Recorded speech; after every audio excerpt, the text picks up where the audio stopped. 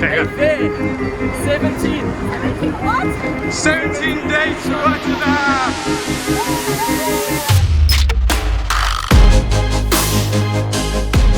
20 days to go until the big dance. Too soon to do a countdown? I think not. I think we should count down every day from here on in. We are so close now, getting towards the business end of the training block. And unfortunately today, my hay fever levels are next level. So spring is well and truly here. And we complained a lot in winter because the weather was just awful. The wind was always constantly pumping. And now that spring is here, the weather's awesome, but the pollen's rising. And I just feel like I want to sneeze the whole time. My face is puffy. But most importantly, my body feels good. My body feels just fine. So training shall continue. If my body feels bad, then I'll obviously rest. But yeah, I actually realized today on my run, so my run actually felt pretty good. When I run, I tend to clear out the nose and ears and stuff. So it's probably when I feel my best. And like I said, body feels good, which is great. But I realized that I messed with the routine. And if you have a routine that works, do not change it ever. Always, like I say, keep the easy days easy and the hard days hard. What I did last week was that I pumped the Sunday run, and I would usually do that on a Saturday and then take a rest day Sunday. However, I did it on the Sunday. I lined up quite tight on the Monday, hence why I got that very tight hamstring, and I got like a get out of jail free card with that. Thankfully everything was 100%. But yeah, a bit of a close call, and it would have been probably fairly silly of me because I would have rested with my training Monday to Saturday with Sunday rest day. So looking back at it, I knew it was a high risk doing it on the Sunday and then like blasting into a normal week, and thankfully it paid off. But yeah, I think we got out of jail free on that one. And then yeah, to start the week, I just got this delivery from Strava, which is freaking awesome. I don't know if you can see there, but it pretty much shows you your total days active. So last year I had 343 days active. It's got your name at the bottom, so Nick Bester at just Lil Bester. And then it's got every day of the month here with a dot for the hit days. So January was active every day. February took a rest day there. So yeah, this is just really cool. It keeps liquid hot and cold. So honestly, this is just freaking awesome. Thank you very much, Strava. Great way to start the week. Boom, here we are. Battersea every Tuesday morning. Nothing changes except the weather, and today is absolutely fantastic. Once again, sunglasses and vest weather. Today on the cards we have 46 minutes worth of volume. It is 4 times 4 minutes, 6 times 3 minutes, 4 times 2 minutes, 4 times 1 minute, all 1 minute jog recovery, and 45 seconds between the 1 minute reps. We can't give ourselves a full minute. That'll be far too lenient. I woke up today really puffy. I'm feeling, the body's feeling okay, but the hay fever levels are through the roof. Face is puffy. I'm a bit congested. I don't know if you can hear properly. But yeah, just quite a bit of mucus. But then again, the body's okay, so I'm not going to completely be a hero this track session. With 19 days to go. Yes, 19 days to go. It's all just about managing the body, getting through the session. So I'll probably max out at around 90%. No need to go 95 to 100%. Not too much to be gained and not worth the risk. Today I have Coach Tommy with me once again. Again. How you feeling? Yeah, very good. Same as Nick. I'm very congested as well, but I'm going to do the 4 minute reps and the 3 minute reps. So join in for like 2/3 of the session and then be on the bike to support Nick. Sweet, cool. Both congested, both slugging it out, but hey, there's one way to get it out the system, and that's to whack out a track session if we're feeling good. If the body's not great, we'll stop. Cool.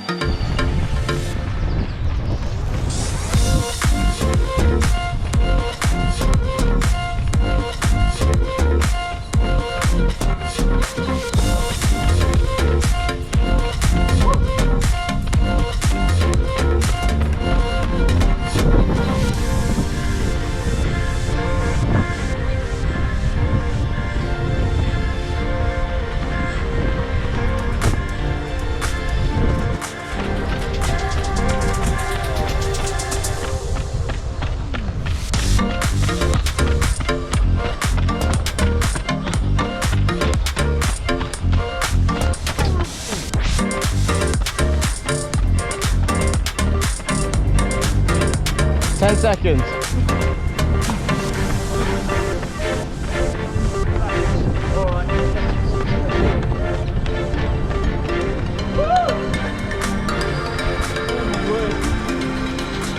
Oh my days. Thanks, Tommy.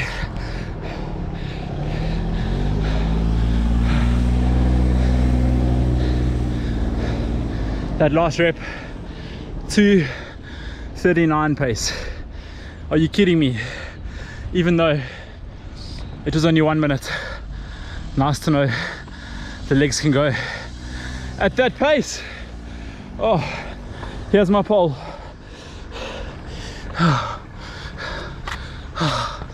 This pole, this is my pole. Cheers, buddy. Oh, this pole right here, I think after Rotterdam Marathon, I'm gonna come sit right here with a coffee and a donut and just look at this awesome stretch of road. Check it out. Wow. Insane. And yeah, whatever happens at Rotterdam, I'm 100% coming here. And today was another 46 minutes, just over 15k track volume sesh. And I've put hours along this stretch. It's been good to me. It's crazy to think now my 1 and 2 minute reps were basically at 3 and sub 3 minute pace. At the beginning of the year, I was doing 400 meter repeats along the stretch, and they were at around 3:12 to 3:13 pace. So it just shows you in the space of 2-3 months how much you can improve, just what the human body is capable of. Honestly, wow, that was so tough. I know I say that every week. Track definitely does not get any easier at all. If anything, it gets harder. You just learn how to deal with the pain, you recover faster, your body's able to handle it, and your split times get faster. But I don't think I'd be able to take many more track sessions of this volume. It takes so much out on you, but it doesn't matter because that was the last one downhill from here. Woo! Boom, a Wednesday recovery run done. Today it went by really quickly. It's an absolutely beautiful day, and I went to the London Eye and back, listened to some music, got lost in my tunes completely, and the next thing I knew, the run was over. So 23 k's it was today.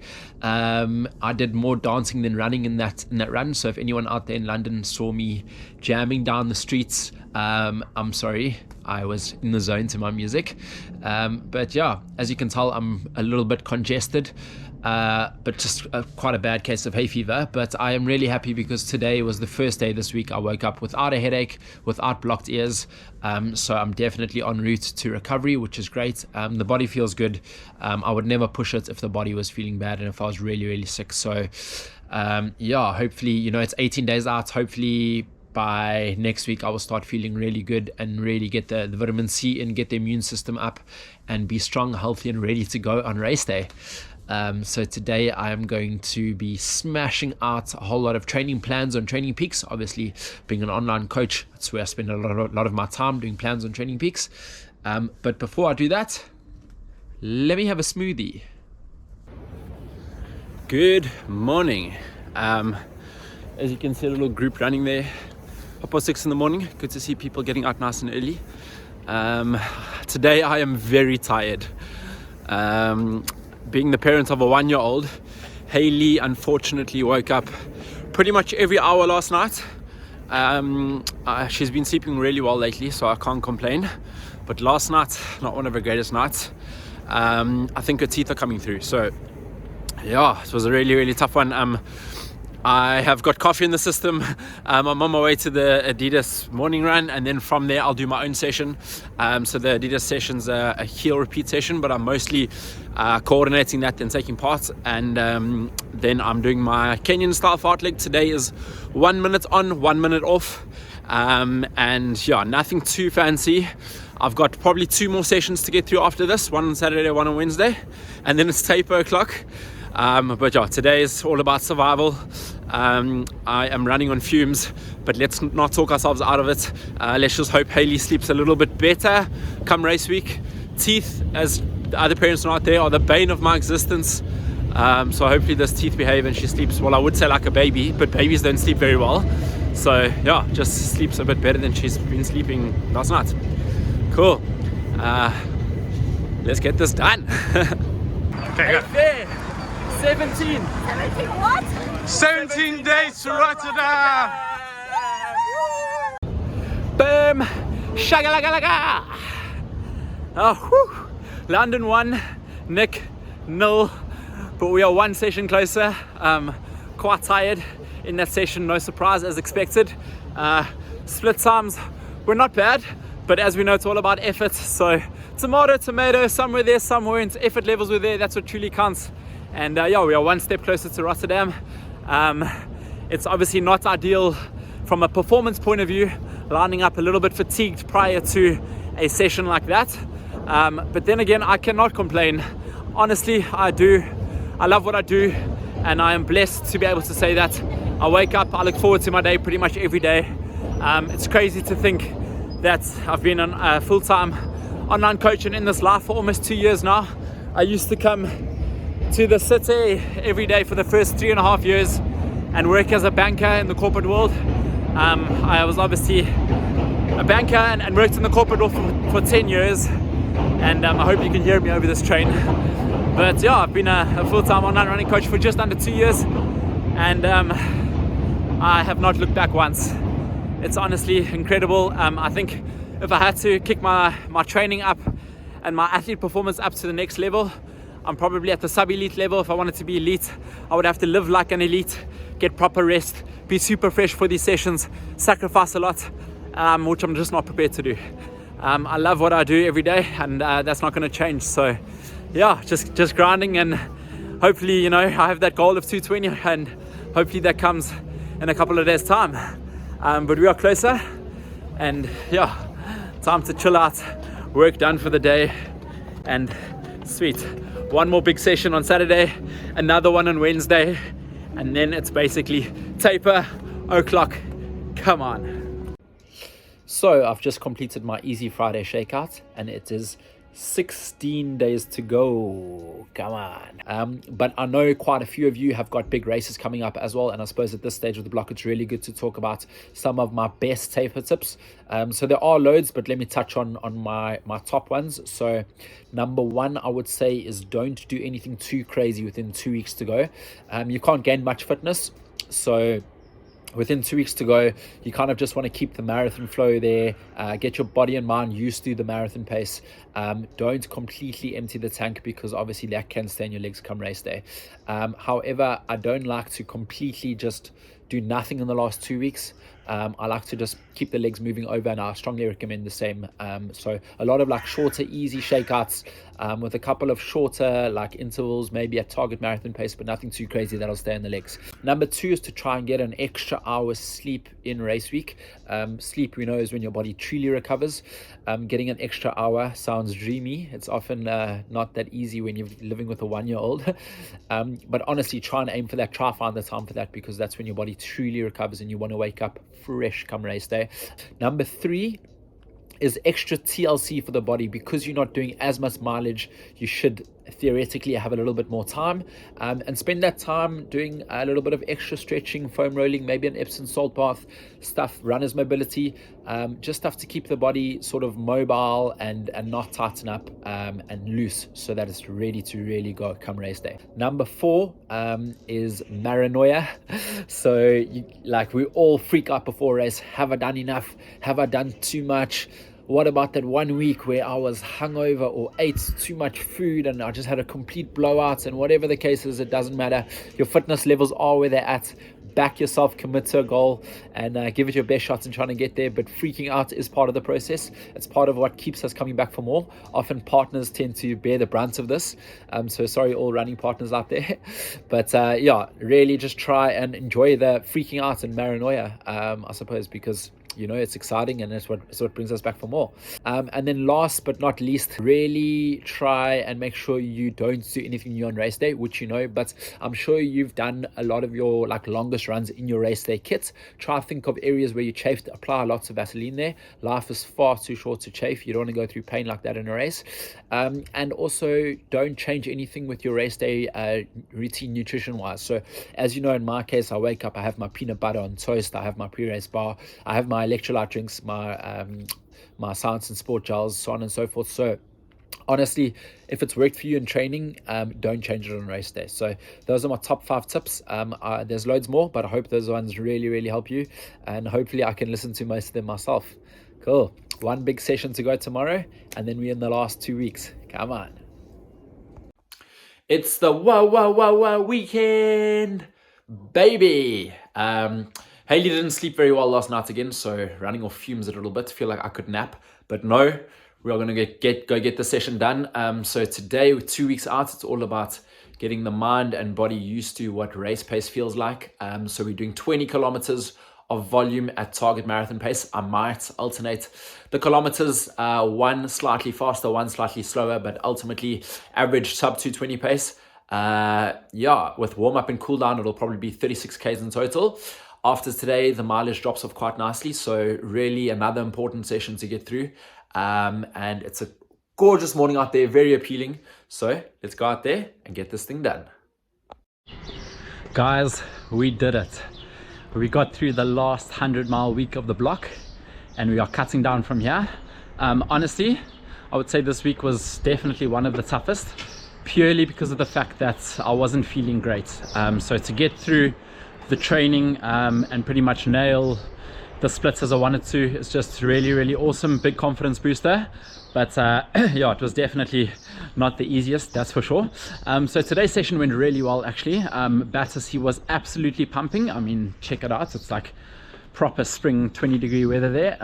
So yeah, today was all about just getting used to marathon pace, and I was through like surge efforts throughout. So instead of getting comfortable and locked into marathon pace, I kind of like did a lot, some quicker, some slower. I think the slowest K was 3:30 a K, the fastest was 3:05.